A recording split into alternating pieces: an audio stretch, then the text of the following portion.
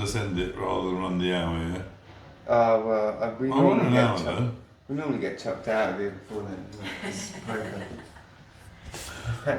Yeah, so there's all sorts of stuff like, and it's not just their own players and stuff. So right, we're this is the Amexhour. We're season 1, episode 4. With me, I've got Martin. Martin's going to talk to us about football, and for some reason Worthing, but we'll find out why in a minute. We were just talking about Declan Rice and his missus, but I can't remember her name. Maybe if Vic can Google it, she'll find out for us, because she's our little superstar off screen. But she doesn't want to be on camera. Don't want to be on camera. I've done my makeup. So, as beautiful as she is, she doesn't want us to be on camera. Fryer. So it's Lauren Fryer. And we were just talking about that. We're pretty disgusted, really. And then, John, what's been happening with Declan Rice's missus then? Could you fill what us has in? been happening? So, Because I'm right, not as I'll on it fill as you you in. are on that. That's because on of this. your age, I think. Exactly. You're not social media savvy. Oh, I'm too young for it, aren't I? Yeah, that's it. right. So basically, Declan Rice's girlfriend isn't some size 0, fake-lipped, fake-titted, plastic fucking wag.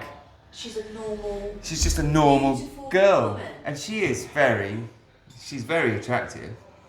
But for some reason, she's been getting so much stick on social media that she's had to literally close down all her social media accounts. She's deleted all photos of herself. Deleted all the photos of herself, and then Declan Rice is now getting like shit on the pitch. Like, he's getting chants, and it's not just that. Like, I mean, you would expect it from opposition, because they all like to stick the needle in a little bit, but he's getting it from his own.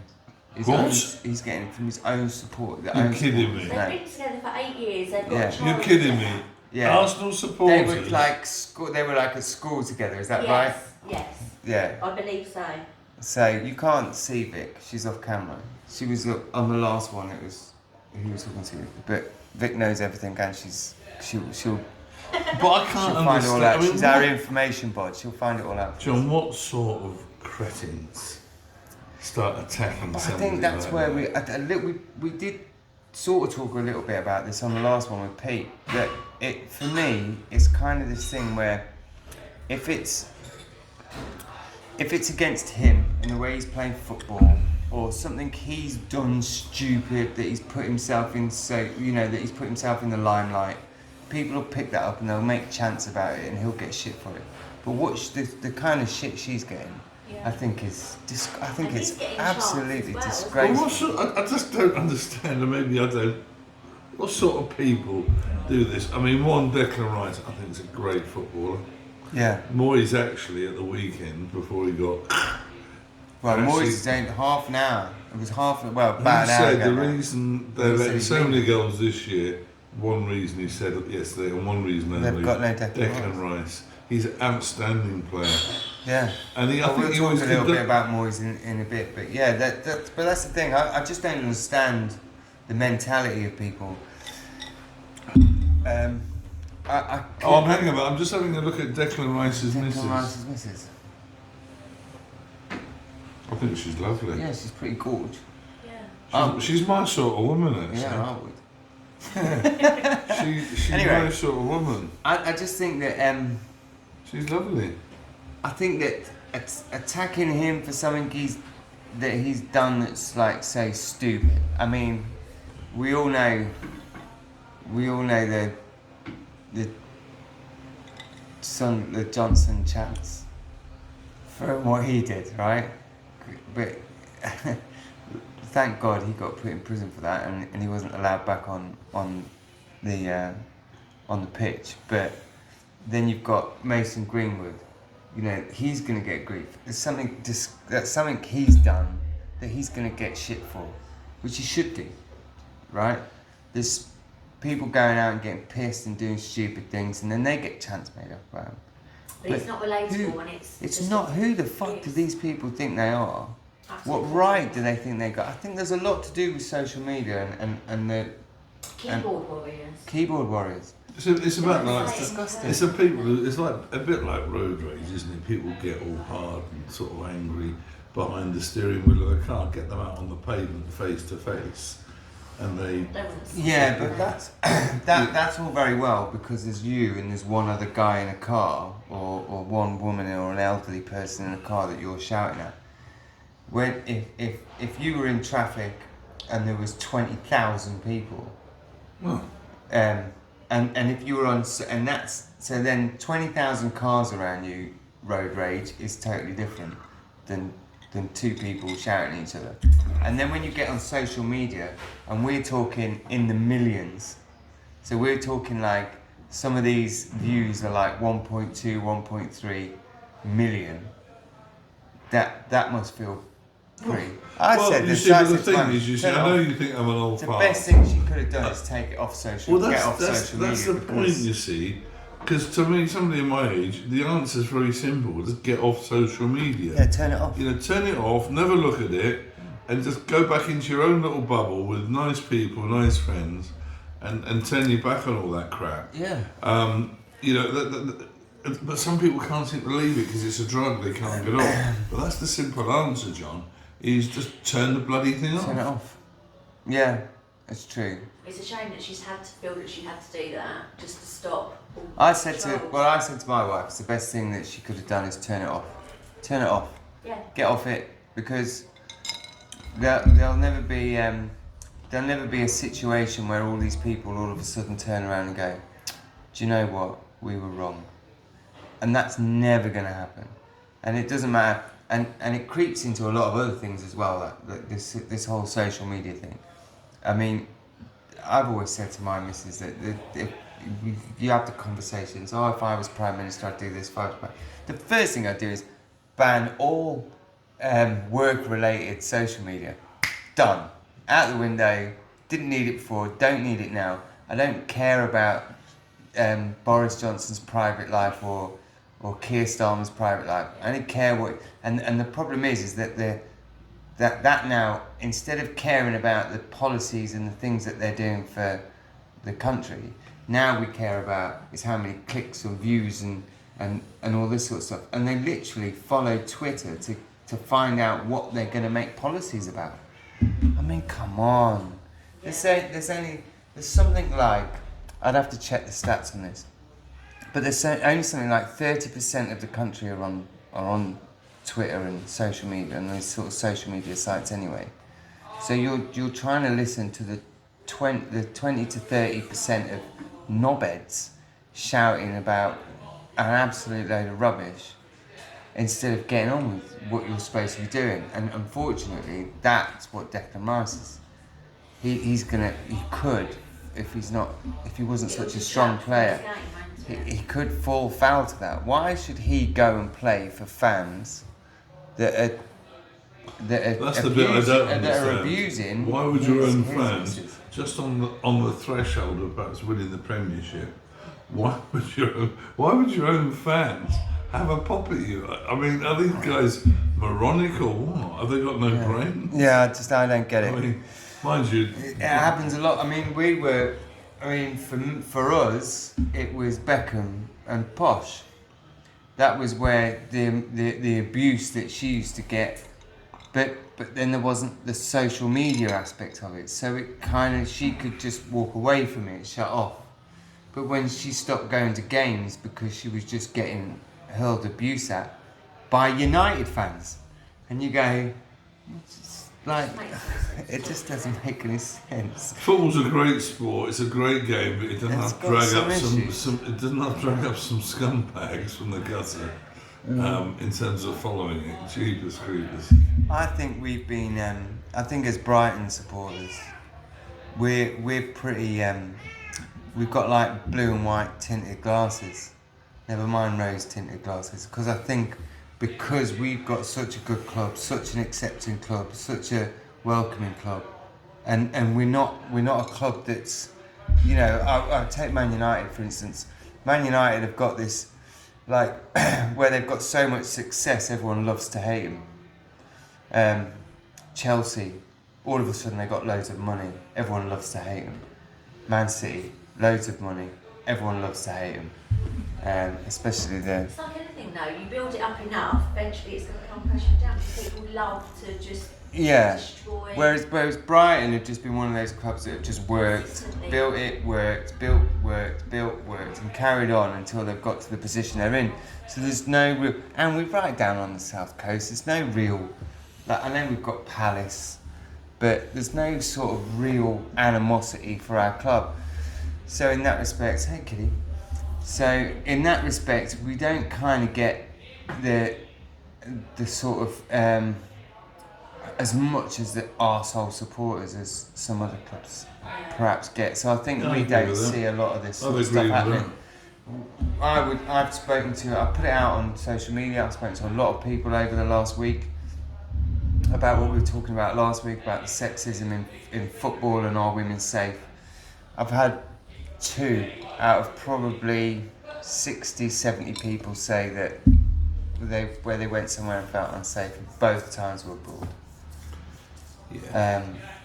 And I've heard nothing else. I'll tell you something about football rivalry in Brighton. This might be controversial to some people. I think the Brighton Crystal Palace intensity of rivalry is waning a little bit. It is not what it was. Well, I've said for a while now that especially since Potter left, that the rivalry has started to grow a little bit with Chelsea.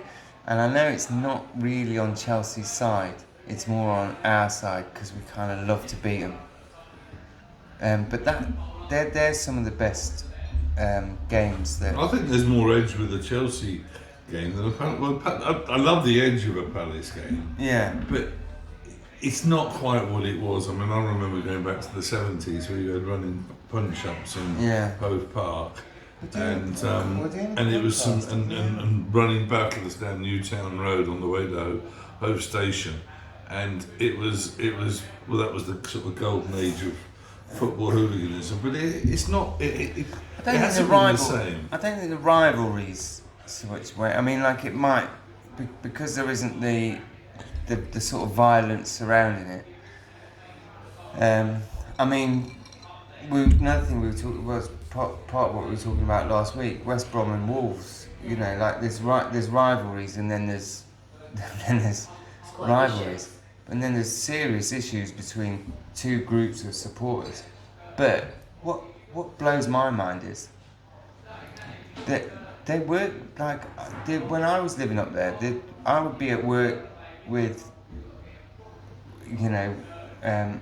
West Brom fans, and then there'd be a Stoke fan over there, and then there'd be a Villa fan over there, and then there'd be a Wolves fan over there. And 9 out of 10 times, you know, you get on quite well with the Wolves fans because you're messing about all the time, and you want to sort of outdo it, and it builds this sort of like nice sort of work ethic where you just push each other all the time. And then you get into the stands, it's gone, it's switch off nice person, switch on arsehole, and you just go at each other. And you would quite happily punch the shit out of each other and then be at work Monday morning. It's a weird situation with West Brom Wolves. And I get where the London clubs have that as well. You know, the closest one here, by the way, is Pompey Southampton. There's real... I mean, next year, actually they'll be playing each other next year. Yeah, they'll be playing. And they really can't stand each other. But they work with each other in day to day. The families you've got families that, I mean, it's a lot in the Midlands. You obviously get it in London. But yeah, Pompey and Southampton, they live with each other. They work with each other. Their families are half and half, and and then they'll go to the ground, and for some reason it just switches on to this sort of territorial fuck you, I'm gonna have you, and I think that it does give football its edge though, doesn't it? As long as it's it does. As long as it doesn't get out of hand. Yeah, I love it, but it's when it gets personal. What we were saying earlier, it's when it gets personal. When it gets. If I'm shouting at Declan Rice like Lampard, and everyone used to call Lampard fat Frank Lampard, you fat bastard, and everyone used to chant stuff every time Lampard, and he would get off. he'd get off the pitch and do an interview. When he retired, he did an interview and he said, I don't know where it comes from, I'm not even fat. Like, I didn't even think myself as fat, but I had this thing as fat bastard, you fat bastard, Frank Lampard and all this. But it was like aimed at him. I used to love the Benitez chant. She does the fat Spanish waiter. Yeah. I loved it. You see, there's a touch of humour in it. I think as sort of as controversial as it because of his partner. Yeah. As well, and they started abusing. Yeah, I just don't get. Yeah, I don't get that. I think it's. But I think my favourite chant of all time has got to be Andy Johnson, because he was literally like, he got done for being a pedo. So all the Newcastle fans were, fuck off Adam Johnson, you're going down for nonsense, you're a paedophile. And I mean, the situation was awful. But the chant was hilarious. Like, you can't not laugh at that. Here, right, I'll say another controversial thing. I used to love the old gay chanting at the Albion. I know it's sort of not politically correct, but I thought it was amusing banter. You know, basically you get abuse from the away fans, I think it's amusing and then we banter. turn around and say you're too ugly to be gay. I think it used to be. Yeah, but that's not. I don't think that's homophobic. That's, no, I didn't think it was, and that's basically saying that gay people are good looking and have got style. Well, that's why we turned it round on them like that. It was funny. I think that's more in support. I think that's more of a support thing, really, than I wouldn't say that's against gay people. I would say that's saying no. Like, fuck you, no, exactly. So what if some of our supporters are gay? And then chanting and basically saying you're too ugly to be gay. I used to like it, yeah. and I don't think I'd quite like having a bit of it back again. But I respect that, you know, gay people find it offensive, and I respect that. But I don't think it is gay people that find it offensive. I think it's the powers that be are worried that gay people find it offensive. When you've got 10,000, so we're 27,000, right? It's our average. 27 to 30,000 is our average. So when you've got that many supporters, we're in Brighton. Even if, let's say, 1,000 of those supporters are gay, and they're chanting, no, I'm alright there. If their supporters are chanting stuff, and we're chanting back, and the gay people are joining in with that chant, and they know why it's happening. They know that it's us saying, no, you're with us, mate. You're one of us. Let's say fuck you to them. You're too ugly to be gay, or you know, it's all this sort of stuff. That's not taking the piss out of. That's not taking the piss. Their chants to us are the homophobic chants. When you've got gay people within our group chanting back at them, I don't think that is homophobic. I think it's the powers that be go, oh, they said a word, and we're not sure if we're allowed to say that word. We'll have to stop it. I think you're absolutely right. I don't think it was the gay people that were offended. No. I think it was people who thought gay people were offended. The politically correct brigade, actually the ones who basically stopped it. Before I started digging holes outside, I rode horses, and I was a dressage rider for a long time, and then from dressage went into the household cavalry. So quite often I was the only straight person around. So the household cavalry's full of gays. Yeah, is it? and dressage. Dressage is full of gays, massively. So there was me and a guy called Mark, and I think we were the only straight people. When you you say must have had a great time with the girls then. You're the only gay. Girls, wives, whoever. Yeah. Can you tell us a few stories? I could, but this is football. Okay. So, and then growing up, there was a guy called Bod who used to.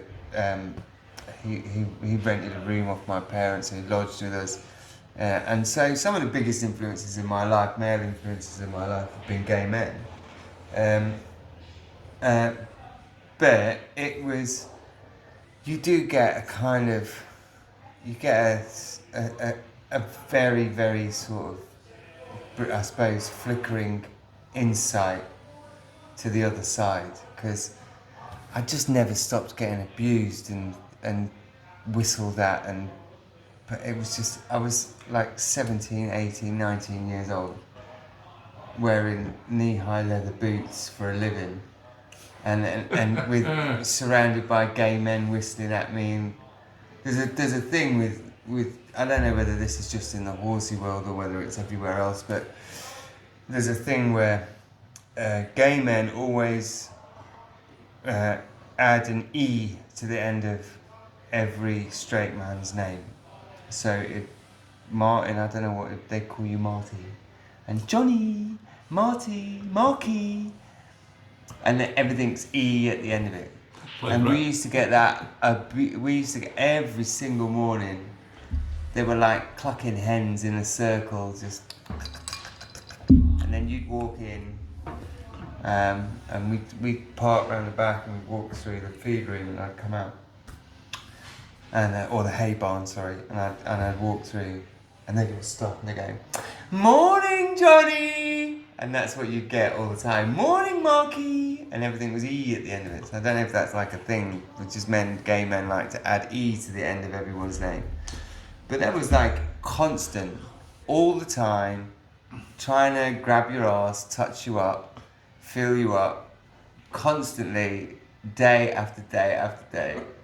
And eventually you just gotta go, "Oh, it's just funny. It's just fucking funny." Because it's the start of it, you're like, "Arr, arr."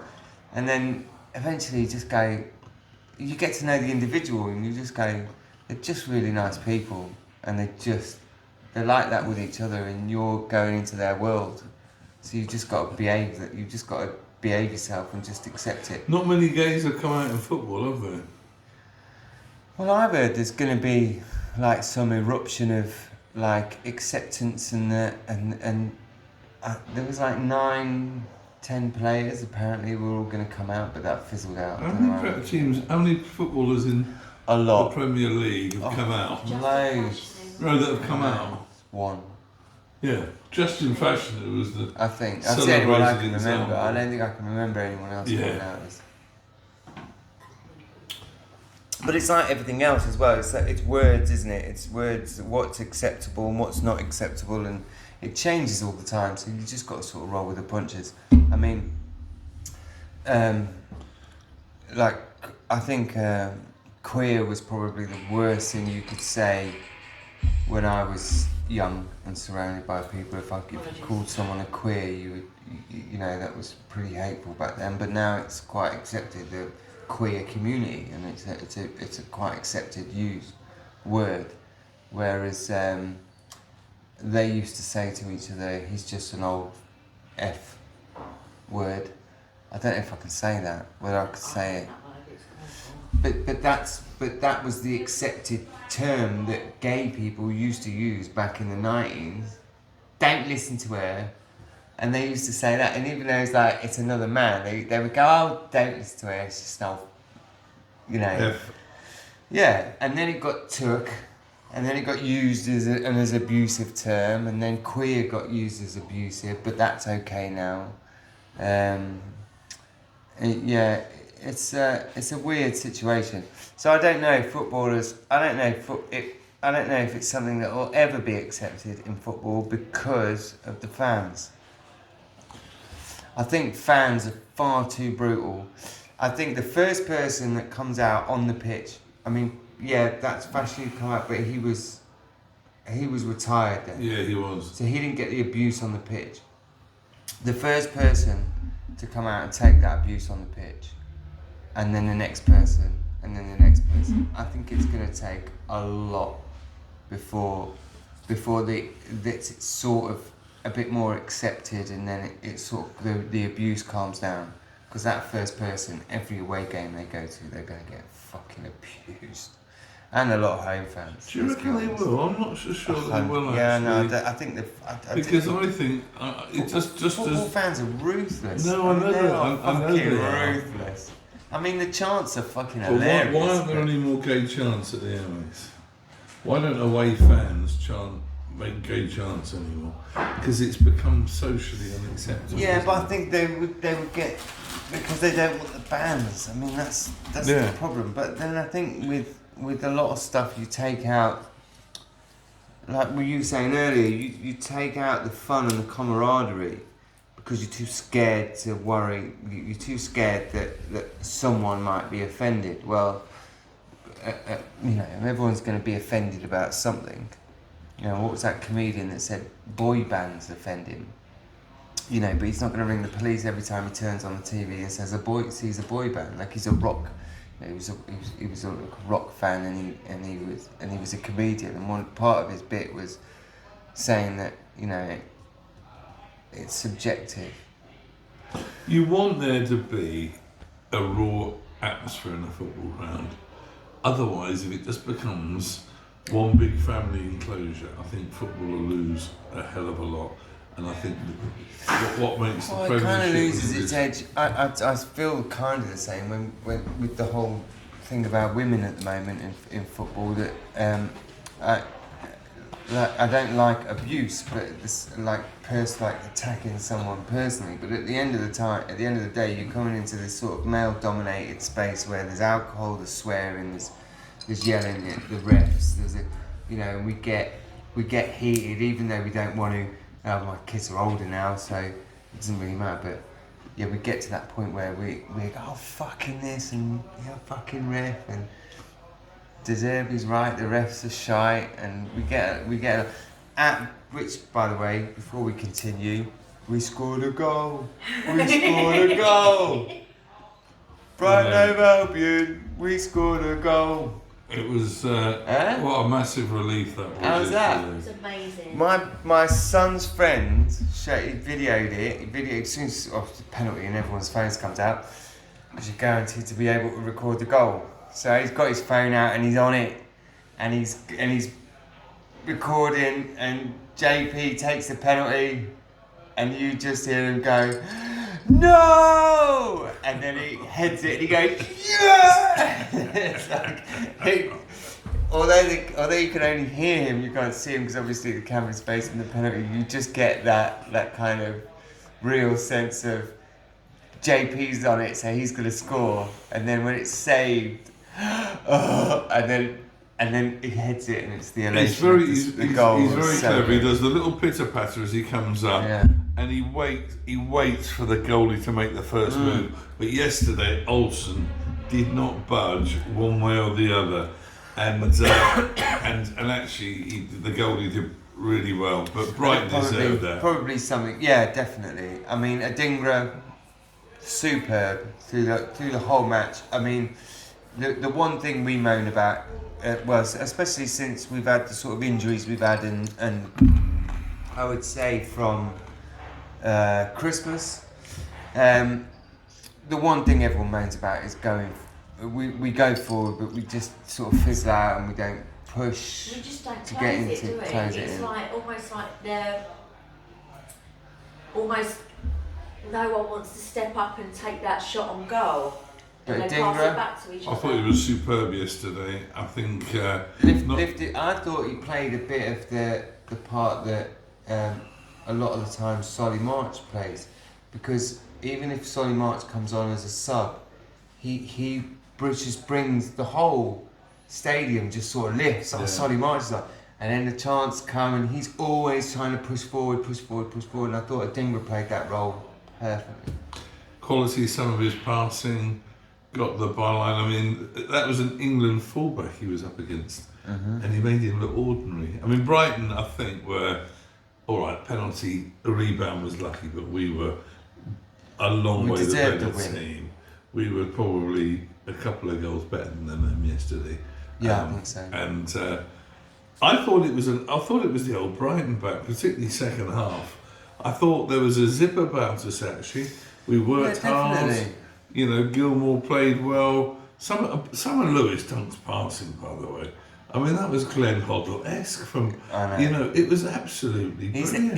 He's had like a few games and the England games he had, and I was thinking, you know, age maybe has crept up on him. I was starting to think, has he still got it? But yes, I tell you what. I thought he was superb. I thought against Villa he was absolutely superb. But again, in England, I don't know, I just get the feeling... Webster, what do you think of Webster? Well, I haven't been a big fan of Webster, but I thought he played okay against Villa. I thought he played okay. No, but okay's not... JB okay, Van Heckel you can't keep it. Webster would be a squad player. I don't think he really hacks it in the Premiership. I'm not a fan. No, neither am I. But I have to say, yesterday, I thought he was okay. Even yesterday, the mistakes in the midfield, the balls being given away. Oh, he can't. His distribution's shocking. Yeah, I just don't think it's good enough. His distribution's poor. But I thought overall yesterday, I thought it was a really good performance. Pedro adds a little bit of. I just think he's an absolute class act. Yeah. His control of the ball, his came balance. From Watford, right? Yeah, 30 million. Yeah. So he's beautiful balance he's got. I thought, I mean Villa. I mean they're fourth in the league. They weren't an easy team to break down. I mean there may be. TalkSport were talking about maybe a little bit of fatigue coming off European match, but I don't think that, to be honest, that cuts the mustard. I think I didn't see them really have a solid chance on goal. Maybe one. Yeah. One. Ollie Watkins was just cut out. Why is it fatigue when actually the way Brighton set up absolutely nullified them? Yeah. I mean, it's Ollie Watkins, didn't it? Did you see the? So we were. He had one attempt, didn't he? Well, we've got this football thing app on my phone. Yeah. So at half time we went on there, and he had one touch, and it shows you like where they sort of played most balls and where heat they touched the ball. maps. Heat maps. So he touched the ball once near the halfway line and twice, sort of that's it, near the penalty area. That was it. The whole first half, he just completely got nullified. It was just I agree with you. I think the number of times Brighton have played well this season, and they've said the other team haven't turned up. Don't give enough credit to the way Brighton have been set up. Do you think, to a certain extent, because of the amount of this is what I think. I think that we've had loads of injuries, and instead of the players being brought in, have thought, right, we can step up. I think they're sort of worried about the injuries as well. Like, well, no, but we'd be. Do you know what I mean? It's almost got that air of the players on the pitch didn't have this sort of mentality of, well, I'm gonna show the manager I can cut it. It was like they accepted they were only there because there was injuries. No one's really come and shone. Apart from, I would say, Adingra. Adingra's brilliant. He's tried.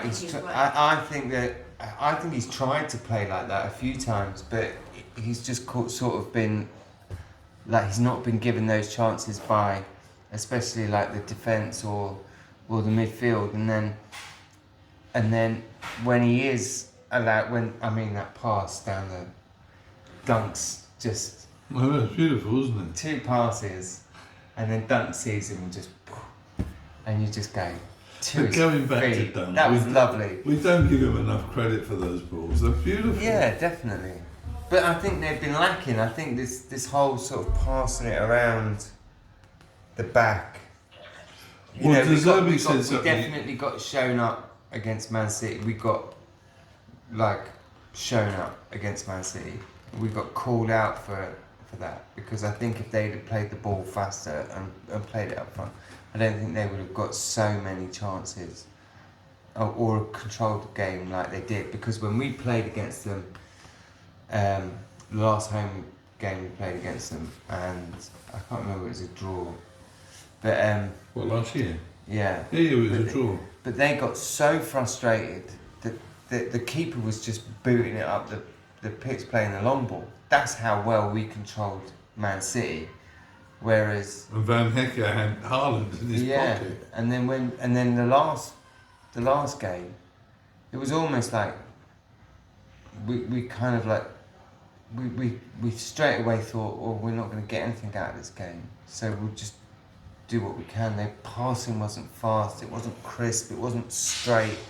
It was sort of, you know, steel was Do you know where I think we've been weakest? like the steel was laboured. Do you not think he was? Like Like they resigned themselves that they're not going to win, so we just do what we sort of. I think we're under. Do you know the position where I think we've struggled, and De Zerbi mentioned it actually before the Villa game, is fullbacks. We haven't been playing with proper fullbacks all season, and in modern football they're so important. Yeah, that's true. And we haven't had Veltman, solid defender, but frankly not cutting it. I don't think at this level. He offers you nothing going forward.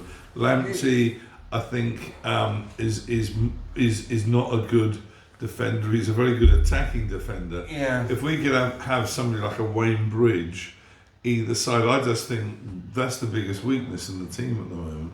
Is we haven't got fullbacks. Eagle's not really a left back. Estupinan is excellent, but he's out. But I think that's where we've really struggled. No real Premiership quality right back or left back. Do you think Zerbi's staying now? I think that there's whatever's been talked about has been talked about. But I also think that the big clubs that were kind of like, you know, catching his eye, I think that because they've ruled him out now, I think he's realised a little bit that maybe, you know, the hype train has left the station. Do you think that distracted him and his 100%. whole team, and therefore that filtered down into the dressing room and had an impact on performance? Yeah, I don't think it was entirely him. I think the media have some part to play in that. But then if he's a strong enough manager, a strong enough character, he should be just telling them to shut up and carry on with what his goals for the club are. I don't like Potter going to Chelsea. I think everyone was just worried that I don't blame. Going to be up and off before the season. Yeah, I don't blame. No one blames Potter for going to Chelsea. He was offered a shitload of money to go to Chelsea. What else is he going to do? Like, everyone follows the money, don't they? But at the end of the day, he was never ready for that job, and he was never going to do any good there. It's not his style of football. The players that he's got, that he was put sort of like, that's why he tried to take so many players from Brighton with him, but because he knew that he needed those players to try and fit in with his playing style, because Chelsea didn't. It was never going to happen. It was the same as Moyes going to Man United. He wasn't a big enough name. He didn't have the clout, so the players didn't want to go and play for him. Like Ferguson says, I'm looking for Mourinho, or you know, that there's certain managers' names that just. That'd be nice. Please, that'd be great. There's certain managers' names that just demand respect, and players want to play for them. They don't care what club they go to. They see that manager and that manager's interested. I want to play for that manager. Pep could put.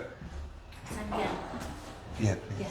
Pep could put his name out to any player, and they want to play with him. Oh, without a doubt. Without a doubt. So do you think De Zerbi has got a bit of them? No, and I think Potter didn't have it, and I think Potter could have been one of those managers that built up. I don't think Moyes had it when he went to Man United. I don't think De Zerbi would have had it if he'd have gone to Liverpool. Might have done well at the German club. There was a couple of Spanish clubs, or one Spanish club. I can't remember what it was now. Or maybe it was an Italian club that was up for him. But I think the main sort of speaking points were maybe Man United, but Liverpool was the big one. No, I think he would have done but I think he would have had the same thing as Potter, because the fact of the matter is, if he doesn't get what he wants if he doesn't supply what the club wants within the first 2 years, he's gone. And that could be that, you know, he's got to either get high Premier League finish, a very good run, if not a trophy in Europe, and a trophy in the UK, in England, so FA Cup, something like that. So he's got to get high finishing and a trophy. If he doesn't get that in the first year, 2 years, he's gone. You know he is. Potter didn't fit. De Zerbi wouldn't fit. I think he gets us into Europe next year and gets some players that sort of bolster the team a little bit, you know, to give us that depth on the bench. Then yeah, I think then a couple of big clubs will come calling for him. But Who would you spend big bucks on to strengthen the team next year? me, There was a rumour that we were after Solanke for 60 million. that's a big sign though. Up He's front, done well though, hasn't he? yeah. Up front, I mean, being from that sort of, like, having that West Brom thing in me, saying this is difficult, but I love Neto. I love his style of play. I love his forward You're allowed to pace. say it though. You're not. And the earth isn't going to open up. Yeah, and it's not swallow going you to. up, I is it? think, and I also think Neto would fit really well in Brighton. I think that turn and that left foot, I think that pressure that he puts on, and he can hit on the break. So we play a lot from the back.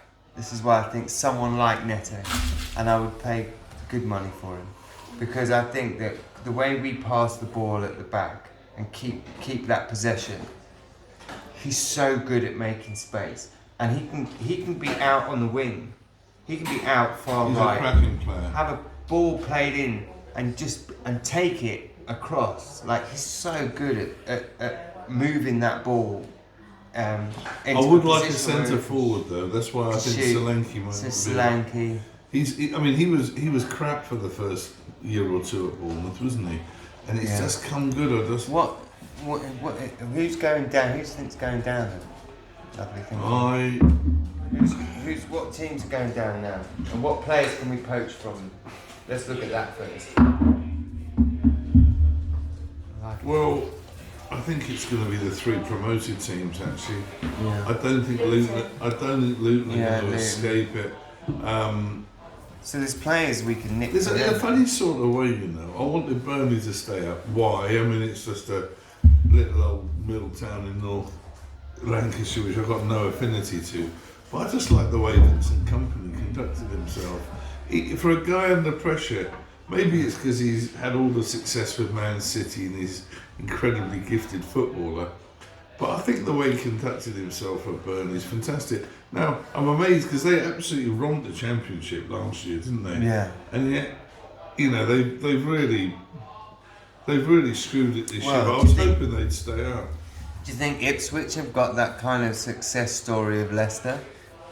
Double promotion, going up into the Premier League. A fantastic manager. I mean, I would say. It's a great story. I would say that Leicester's a hard one to beat. Yeah. Did Leicester win? So I'd have to look into this, but I think so. Leicester was promotion, title. That was No, they nearly got relegated. That's They it. got, and remember the manager, what's his name? They nearly got relegated, and then the next year they won the Premiership. League. That's right. Yeah, that's They right. came something like So fourth they from got bottom. promoted. Nigel Pearson. Nigel Pearson. And then He so was they their got promoted. manager. They got promoted and then promoted. And they brought the Tinkerer and then in, they didn't nearly got. That was right. They Yeah, brought Ranieri in. that's right. They brought Ranieri. And we were all. Are you suggesting Ipswich might do the same? No, but Been an amazing story. I've got so one of the guys that is the coach for my son's football team, and his son, they're crazy Ipswich, and they go to all the games. They're always leaving early or going off to get the train or jump in the car because they're going up to watch Ipswich. They're mad Ipswich supporters. Well, because I'm an old fart. But so I've, They were I've a top kept an eye. team when I was growing up, and Yeah, they were. They Yeah. They got to second in the old Weren't division. Ipswich the only mutant? But put comment on this if I'm wrong, right? And then tell me the reason why. But weren't Ipswich, haven't they, the only team that went through a European campaign unbeaten? I think they might. They got to the final against a Dutch team, Twente, I think. But I can remember the players in that great Ipswich team: Paul Mariner, John Walk, Kevin Beattie. George is going to love this. George and Graham give me shit all the time because essentially I'm West Brom. But I do a Brighton podcast. And my other son's Man United, so we're kind of like a big mixing bowl. But for me, it's just football. I don't care. So it's just football. We give me shit all the time, so he's going to love the fact that we're picking up Ipswich. And also, talking about Ipswich, love their manager. We'd have him at Brighton, no problem. But I think you were saying earlier, Vic. I think if De Zerbi did go, I think they're eyeing up Vincent Company. Which is interesting because they're eyeing up Vincent Company, who did a great job in the Championship but didn't actually translate that to the Premiership. So it seems to me if they are eyeing him up, Bloom and Barber almost like the way his teams play, because you wouldn't hire him based on his results, obviously. No, but then do they have they got the recruitment that and the management that Brighton have got for one? So translating that into giving him kind of what he wants. How is he going to change the way from De Zerbi to the way he plays? I don't think that's. The thing is, De Zerbi's staying now, isn't he? De Zerbi's staying. So we've got what managers we've got, right? So we've got. I think Ten Hag's pretty much lost his or will be gone. I'd say so. We know that Klopp's going. He's definitely going. Yeah. We now know that Moyes is going. Even though he said interview after the game against Chelsea, he said now, that's come out about a couple of hours ago. He's gone. He's definitely leaving. But after the Chelsea game, his interview sounded like he wanted to stay, but he hasn't looked well for a while. Yeah, he's leaving definitely. Well, they've got the ex-Wolves manager coming, haven't they? Yeah, you've got Ipswich coming up. Obviously, he's going to stick the season. But then if his style of football, like Vincent Company's, doesn't translate to the Premier League, is then he going to be looking for somewhere mid-season? You never know. But what managers do you think? I'm a big fan of Rob Edwards, you see. Who do we think's going to get sacked first? Next season? Next or from now. I mean, we've got now end of. I think Ten Hag's the first to go. I'd probably agree with you. New money into the club, a new structure. Apparently, there's all this stuff going on that 25%, then that's going to move to 50%, and he's in charge of the football and all of this stuff. But then I've heard also that Ten Hag's out and. Southgate's they're trying to get Southgate. Oh, what a terrible, what a load. And I am not a Gareth Southgate. Man United supporters fucking hate Southgate as well. So I don't know why they think that he's gonna. Oh, he's terrible. What are you talking about? I don't hate Gareth Southgate, but I don't think he's a particularly good manager. Not a fan, are you? No, too defensive. He's far too cautious. Too cautious. Yeah. We've got at one point. I don't know if it's right now, but we had the league goal scorer in Germany, the league goal scorer in Spain, and the league goal scorer in England, right? All playing for England international. We had one of, if not one of the best defenders in Walker. We've got a shite keeper, but that's fine. You can't have everything in life. But you look at Declan Rice. Ollie Watkins, what's he doing on the pitch at the moment? Ollie Watkins, my God, he's like, it's so good. And then we've just got Foden. We've got so much in that England team, and they go out there, and they look like a group of lads that want to play a certain way, but been told they're not allowed. That's He's what just they too look like. corporate. He's too establishment. Gareth Southgate. But if we pass the ball, You don't think it's not that they're not gelling. You think that it's they're No, not they're allowed all- to It's a play good- away it's a the good no, point. I think they're play. good. I think between if you look at their sort of social medias and the way they are around each other, no, I think they're all alright. I just think that the style of football needs to be attacking football. The England manager almost just needs to be man management and tactics. Your style of football, totally.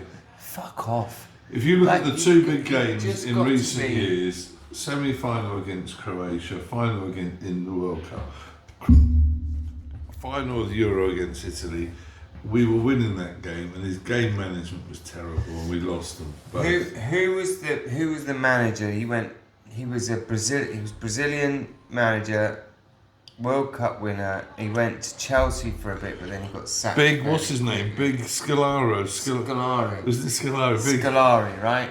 Big, Almost in club football. I mean, he did well in club football, but not. He wasn't a brilliant man. But in international football, he was astonishingly yeah, he's good. Yeah. because it was all about tactics and man management, and he fucked everything else off, and he got on with tactics and man management. We had players that went out there and just let them play together, found their feet together, found the way they like playing together, and he just let them sort of get on with it. And he won title after. I mean, he won 2 World Cups. Yeah. Didn't he? I Scolari. read a piece Tell me if I'm the wrong. other about that. day that said Southgate's going to struggle to find a place for Foden in the starting 11. And I'm thinking, well, you're starting from the wrong place, because I'd build a team around Yeah. Phil Foden. He's that bloody good. Personally, I think he's the best British player since George Best. I think he's outstanding. I mean, the way he played against the Albion. I mean, De Bruyne is brilliant, and those two, but Foden is just what a talent. Yeah. I think he's.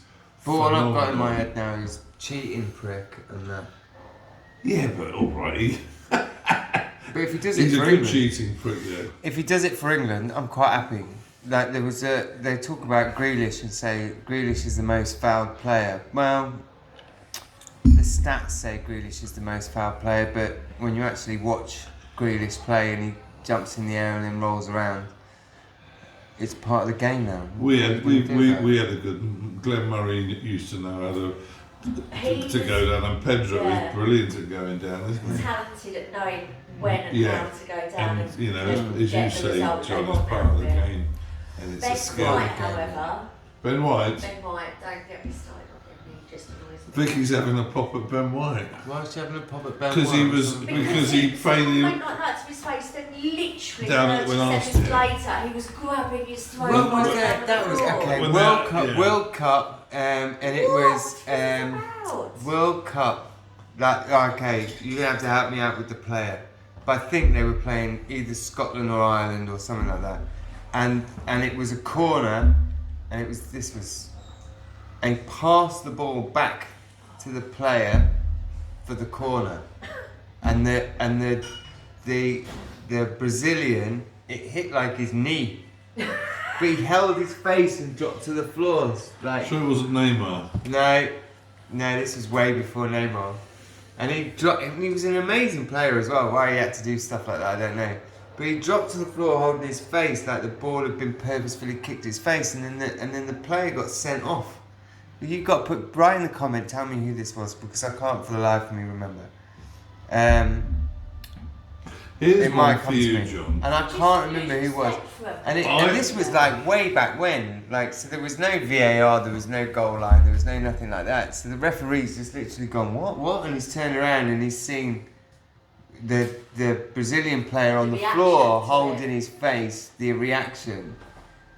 And it's almost like he gets up there and sort of winks and goes, we'll be alright, lads, 10 men. Yeah, It's like, Well, this is what I think, you see. Asshole. I think the Latino players have brought phenomenal skill to our game, but they were the ones who introduced all this role. And the Italians. Well, then, Oh, let's just say the the Latinos, Italians, yeah, the Italy, Italians. Spain, Portugal, yes, everything. yeah. It never existed in our game, and you know. No, but then they brought skill Well, and totally, I agree. finesse. which Is we it? had headbutts and knee breakers. And we did that. Ball But grabbers. that's yeah, ball Vinnie grabbers. but they did bring both, Vinnie didn't they? Jones. They Why brought do you hang incredible on a skill. minute? Trust you to think of ball grabbers. What's all that about? Don't you then? remember that famous Yeah, I picture? remember, but we're thinking about headbutts and being. You Because straight you away said go. headbutts and I No, just that was thought Vinnie ball- Jones. that was Vinnie Oh, Jones ball grabbing grabbers. Gascoigne. That was Vinnie Jones and Gascoigne, yes, yeah. I remember that well. Yeah, trust a female to think of the ball grabber though. I take offence to that comment. Is there something in that? Do you like Vinnie Jones? I think he's brilliant. I love Vinnie Jones. Do you think there's I no? love him. Is there any English footballer now that has that kind of like Ferocity about that could it. go into acting? Can you think of anyone that's got Ben that? White. Ben White, yeah. He's a good actor. No. I can't think of anyone that's got that kind of charisma that could go into sort of No. TV, film, movies. There's been a few that have been into, you know, like soaps and stuff, like made appearances. But I can't think of anyone else that's done what. It's Vinnie not as Jones has hard a done. game, is it? It's not as physical a game. Who are the hard men of English football? Yeah, but there was a lot of hard men of English football, but none of them went in to do Hollywood movies. I mean, I can't think of anyone Yeah. else that's done what he's done. No, I can't think of anyone else either. I mean, Yeah, he 'cause was pretty. He was hard. I watched him play when he Roy played for Keane Wimbledon, probably could have and done. he was Roy brilliant. Keane, maybe. I watched him when he played for Wimbledon. I Yeah. remember going out to Pride Park in Derby and watching him. And there was me and 3 other girls there, and we were getting a little bit leery back then because we'd had a few beers. And people were throwing pies at us and telling us, you know, to fuck off and get out there and everything. And we actually got a nice little escort through the car. So you were, Oh, you, that's you, all right. you were You were Wimbledon the- fans. Trouble No, causer. I was actually in the. Were you the Derby trouble end. causer? Yeah, I think I might have been. Yeah. I wasn't the instigator, I just sort of like, you know. Right, but I was a sounds bit lippy like back then. I've only met you twice, and it sounds like you. But he was a brilliant footballer. Very polite. I met him as well. I was working at a hotel up there, and I actually checked him in, and he was really lovely. And I've met a few other footballers who have been checked into Right, hotels, the and they're only not one- as nice as you would think they are. Ian Wright's lovely. Who's that? I little met Ian Chelsea- Wright. My dog jumped. He was at East Sussex National, You met and he I met Ian and they were Wright. doing a pro-am around East Sussex National, and we were supposed to stand at each tee and do little games for charity and you know, bets and stuff like that. And then all the money goes to charity, and then he turned. I had my dog with me, Digby, and he had this pink jumper on, and Digby jumped up on him and just put 2 paw prints straight down his pink jumper. And then we used to, because we were sitting in vans all the time, we used to ring into TalkSport, and especially when he was on there, because we used to listen to his show all the time. And I rang up and I said to him, yeah, I met you about a year ago at the East Sussex National. I was doing a different job then. I said, I met you about a year ago doing at the East Sussex National. And my dog, and before I finished my dog sentence, he went, are you Digby's owner? Are you Digby? Do you know how much? And then literally, apparently, that just carried on. My dog jumped up and left these 2 paw prints down his dirty paw prints down his jumper. And then all day, all night, he was like, and then eventually they got him a jumper. Apparently, he got a jumper from the shop or something.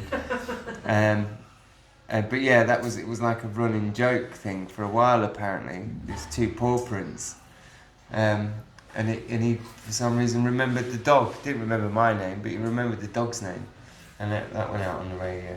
But that was a long time ago. Have you ever met, Mikey one of your 73. sort of heroes who's really let you down? In terms No. I've never had heroes. I'm Not even It's Jeff like- Astle or someone No. like that for West No. Brom? No, they're not heroes. I was an arsehole as a kid, and I was a pain in the arse, and then I went through life just doing what I wanted to do because I only had me to look after. And the stories that I tell, people don't believe, but it was just the way I was. I didn't ever do anything because I was like nasty or vindictive. I just wanted to follow the party. I was a party over there, and I was gone. And then 3 months later, my mum was like, "Yeah, but Spa, I thought you were dead." I was like, "I'm just at a party," and then I went somewhere else, and I got a job there, and then I just moved somewhere else, and I got a job there, and I was just kind of a bit like that, really. I never had, and then the only people. No, I wouldn't care about meeting anyone. There's not one person. And people say about, like, your ultimate dinner party. I really struggle to pick people that. I really think Joe Rogan's interesting. Because he's the first sort of person in this sort of new age to sort of say, no, fuck you, I'll talk to whoever I want. That I like. I think that's right. And I think Rick Mail's like, with horses, so the things sort of like royalty I've met and I've been around, you know, I don't think I really get. No, I don't. I think. No, a dinner party. Fuck the famous people. My mum, my nan, my mum and my auntie all died of cancer too soon, so I'd have all of them. That'd be me. Have all of them back, dead or alive. Who can you have? Fuck Elvis. He's done nothing for me, right? He might have sang a few songs, but he didn't take me to London and then help me clean my underwear discreetly because I shit myself when I was little. My nan did that, my auntie did that, and my mum did that. So they can all come sit around my table and everyone else can fucking do one. I'm not interested. I think I'm too interested in I've got a bit of an ego, but I don't think I've got a big ego, but no, I'd have them. I wouldn't have. I don't think I could meet anyone that could let me down because I don't have expectations from anyone. I just meet people and then I take them as they are when I meet them. If you're a dickhead, you're a dickhead. Look, this is something that irritates me, and we're going off football a little bit here, but what I don't like is community, the black community, the gay community, the trans community. It's all bollocks. The whole thing is bollocks. I've met plenty of gay, black, trans. Well, I've met all sorts of people all over the world, and you're either a good person or you're a bellend. Like the fact that you're gay, black, or trans, or a woman, or a white man, or a fucking gammon, or whatever, it's got nothing to do with any of it. You're just either a nice person. You're a nice person, or you're a fucking idiot. And if you're a fucking idiot, then I ain't got much time for you. So it's not really that difficult, is it? It's not hard, and basically all it does is separate us from it's the ruling classes of this world have realised that the class war was moving up because people that were from poor backgrounds could all of a sudden make money. And then they weren't from poor backgrounds, so there was no control over them anymore. So what they had to do was they had to devise other ways to keep people attacking each other so they could carry on making money and be the ruling classes. The governments and the MPs and the people, they get to a certain point and they realise, like, we need a little bit of control here. So instead of getting all the poor people by white privilege, this is one that makes me laugh. White privilege. I fucking love white privilege. I've had loads of privilege in my life. It's got nothing to do with the fact that I'm white. It's got everything to do with the fact that my parents worked hard and I managed. That's not true in everywhere else. Some people might have privilege.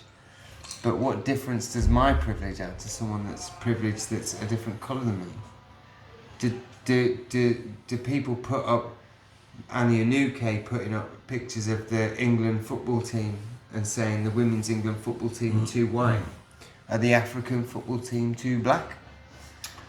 The Mexican football team too Mexican? Yeah, just fuck So off. do you It's not important. do you clap when they still take the knee at a football match? I never clapped and I never took the knee for anybody. No, but when they do this, what I think is No. nonsense at a football match, taking the knee, do you clap? No, neither do I. Never clapped. I've never clapped right from the start. I didn't go out and clap for NHS people because I know a couple of NHS nurses and one in particular midwife who was a complete cunt to my wife. So they can all fuck off. I'm not clapping them. If an individual person I think's done a really good job doing their job and I think that they deserve praise, I'll give them my praise. And I hope they accept it in the way it's meant. But I'm not clapping everybody. I'm not clapping everyone that's black because I know some black people that are pricks. I'm not clapping everyone that's white because I know some white people that are pricks. And I'm not going to clap everyone that's gay because I know some gay people that are pricks. I also know a lot of really lovely people and I couldn't give a fuck what colour, what religion or what sexuality they are. So as far as I'm concerned, all this clapping, taking a knee stuff, even black footballers turned around and stopped taking a knee because it was pointless.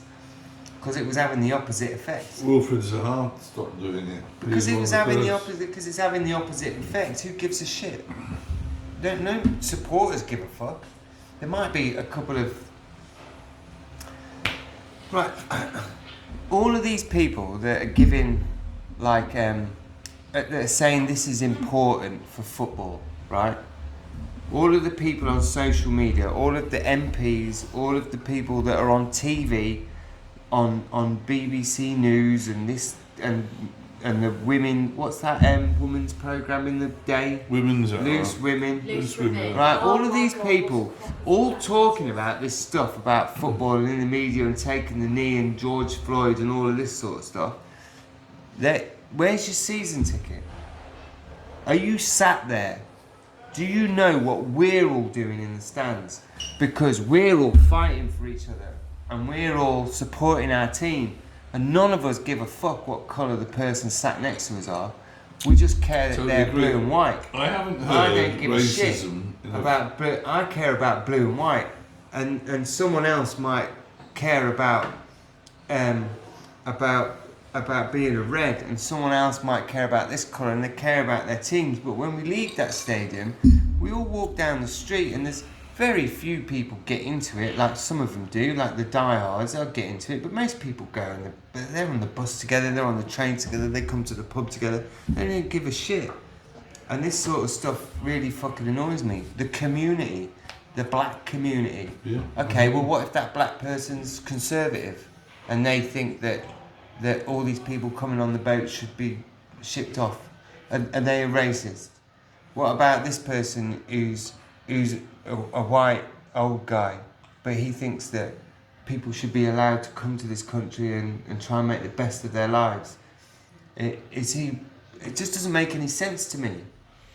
Yeah. We're all individuals, and when we meet each other, we talk to each other and we get engaged in the conversation that we're having, and we either like that person or we don't like them. And I might not like some things you say, but I might really like you as a person because I know you're a fucking fantastic granddad. But what's that got to do with you? It just fucking blows my mind. And taking the knee and clapping, it's a load of bollocks. It's a way for industry and media to pander and say, no, look, we're really good. We're really good. Even though we get our shirts made by kids in another country. But we're really good, honestly. Totally. We're really good people. We care. I'm with you. What a I'm load with of you. fucking bollocks. I gotta go. Yeah, on that note, I think we went from football. We're still kind of football, but anyway, look. Back next week. I might have Steve here, might not, but we might have Martin again. So I think Martin and Vic are going to come up more regularly. So if we can get a bit more of a crowd, that would be good. We're at the New Oak we record on a Monday night. We talk football and bollocks, and we drink beer, and that's what we do. So if you like what you're watching, give us a like, subscribe, share the content, I'll mix it all up. We're on YouTube at the moment, the Amexhour, and then we're on TikTok, same thing, Amexhour. So it's this symbol here, the AH. So have a look for us. Give us a like, give us a share, and comment. We love comments. I'll answer as many as I can. Give me as much shit as you want. I love it. Peace. See you on the next one. Well done. Oh. Well done. Now I've got to go back and carry on finishing my kitchen.